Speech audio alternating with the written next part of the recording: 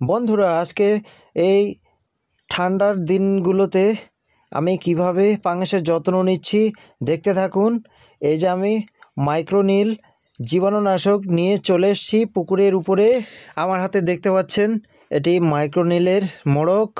জীবাণুনাশকটি আমি অলরেডি আমার বালতিতে জলের সাথে নিয়ে নিয়েছি। এখন শুধু মিক্স করব আর সারা পুকুরে আমি ছিটিয়ে দেব।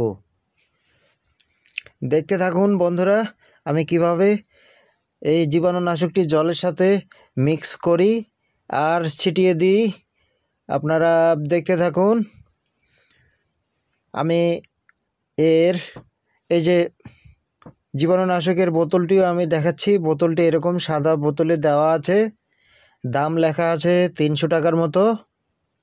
এরপরে দেখুন আমি বালতিতে কি করি। এই যে বালতিতে আমি এরকম একটা ছিটানোর জন্য এই বাটিতে অলরেডি আমি মিক্স করছি। এইভাবে আমি যত মিক্স করব তত এরকম জলের উপরে ফেনা দেখা যাবে। আর সারা পুকুরে যখন আমি ছিটাতে থাকবো এভাবে একটু পর পর এইভাবে জীবাণুনাশকটিকে জলের সাথে মিক্স করে নিতে হবে আর ফেনা তুলে নিতে হবে, তাহলে এর কার্যকারিতা বেড়ে যাবে।